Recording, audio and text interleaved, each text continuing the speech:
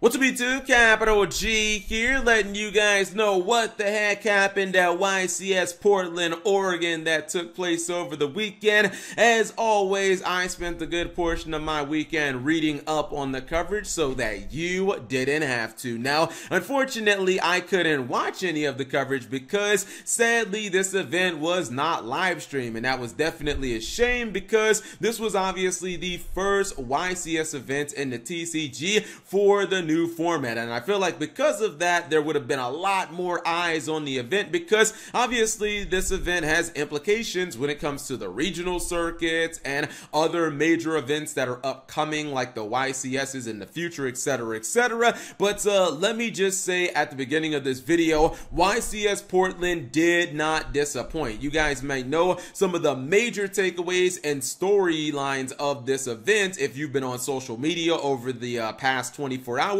This event was just fucking bananas, and you'll see what I mean when we get to the top 32 breakdown. Now, of course, I like to always start with the attendance of the event, and I like to say that Yu-Gi-Oh! Events YCS level generally should be looking to hit a minimum of 1,000 people. This event came a little short. I think the attendance was fairly low. It was 801 players, give or take. Let's just go ahead and say that it was 800 flat. I really think that had to do with the location. Portland, Oregon is tucked away all the way in the Pacific Northwest. I kind of feel like if this event had been, I don't know, in California, which is also kind of on the West Coast, we probably would have seen the attendance end up being double, maybe even triple, because if you live in California, you guys know how you get down over there. And yeah, I really think that this is just a sign of the location of the event. Portland, Oregon is, you know, a place that has like sports teams and whatnot, but traditionally not a location for YCS events. But Konami has been picking a lot of YCS events that are different locations, so I'm perfectly fine with it. Now, the coverage has been getting better when it comes to like the written coverage you see right here. Shout outs to DZeef holding it down for Altergeist. I kind of feel like DZeef has led the charge to essentially be like the revival of popularity when it comes to like Altergeist. He actually got a feature match. Spoiler alert, he did end up winning this feature match, which obviously makes me very happy as a fanatic of Altergeist. And I really like what Konami is doing when it comes to the written coverage, not just doing or not just kind of showing the top four, but actually doing like full on deck breakdowns of some of the highest ranked players. You can see right here they did a top 4 deck profile for every single player, and this is something that is definitely not the norm. You guys know it used to be like pulling teeth trying to get like the top deck profiles. We had to wait for them to appear on YouTube, so it is kind of nice that Konami is just actually showing the decks and whatnot. I'm gonna go ahead and highlight Karen Williams because I know this guy personally. Me and him go back all the way to like the GX days, 2006 and whatnot. But what you guys definitely came for is the top 32 breakdown because it was, excuse my French, fucking bananas. Just look at this breakdown. You guys might think that this is like a top 128 or top 64 because there are so many different decks. No, what you guys are actually looking at, as crazy as this is to believe, is just the top 32. And as you can see from this wheel, shout outs to Carlancho's store, there is so much variety in our metagame right now. I think the only thing that we can say for certain is that there really isn't a best deck in the format. And honestly, there are about half a dozen decks that can make the claim that they're arguably the best deck of the format. When you look at just how much variety this is 10 different decks in the top 32. I mean, we have everything from Guru Control to Grin Maju running Golden Castle of Stromberg, which I'll talk about, and I'm gonna do an entire video just kind of breaking that deck down. We had Nekroz making it not just the top 32 but top 16. I can't wait to see that deck profile. Multiple Altergeist, True Draco, Pendulums finally showing that they can actually hang with the meta. I was pleasantly surprised to see Pendulums do so well because Pendulums were just a hair behind Thunder Dragon, Sky Striker, and Salamangreat, which, you know, those are 3 of the 4 big decks from the last meta. I mean, obviously, the big 4 from the last meta have still carried over Orcus, Salamangreat, Sky Striker, and the Thunder Dragon Dragon deck. But even when you look at those big four, Orcus leading the way with 7 players in the top 32, look how much variety there are in just the variations. You have, you know, Orcus with 4 different versions, including a very crazy, if I can actually find it, here it is, a very crazy Lunalight build of Orcus that's, I mean, I'm not exactly sure if this is like a blind go second build or if it's supposed to be a build that wants to go first or second, but you can see there's multiple copies of Shadow, Fusion, and Reborn Tengu. You also have, you know, a very significant Lunalight package. I always thought that it was a matter of time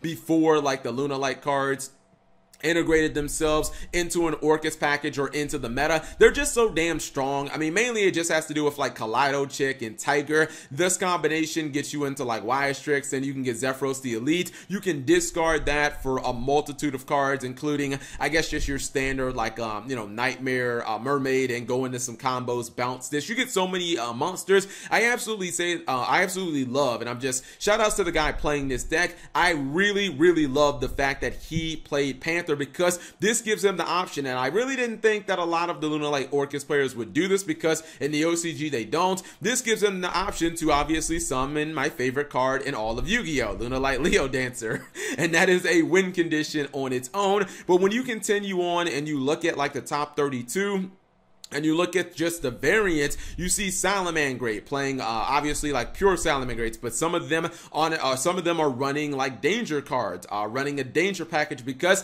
it seems like Salamangreats have just kind of evolved into pump out Stalio as quick as possible. You're seeing that a lot of the Salamangreat players don't even run Ladybug anymore, and obviously Salamangreat were the deck that got that card hit to begin with, even though it was only a matter of time before decks like Marine Cess and, you know, Adignisters end up getting the card hit. But I feel like that's kind of crazy. Now let's go ahead and talk about what everybody is talking about. You guys know we had to go ahead and we had to talk about the Golden Castle of Stromberg Grimmaju, because it seems like this definitely stole the show. Now the guy who played this, Yashan McNabb, he had actually played played Grimmaju for a while, and he's had feature matches before, but I don't think that he's played a build quite this crazy. And obviously not Golden Castle, but Grimmaju is an archetype that has been receiving so much kind of indirect support, whether it be new pot cards like Pot of Extravagance, or, you know, Gizmek Orochi, which allows you to banish 8 cards immediately,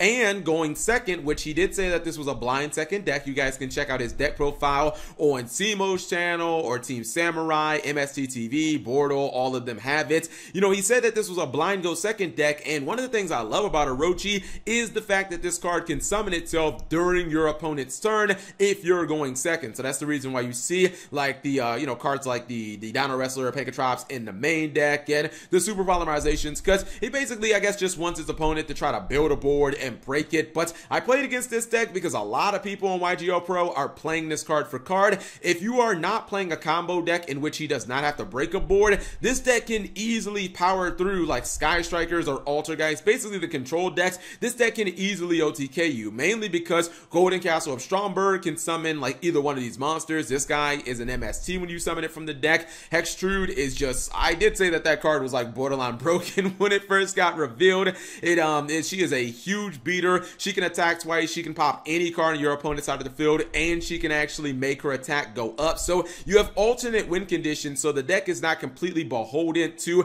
Grimmaju as it was in the past.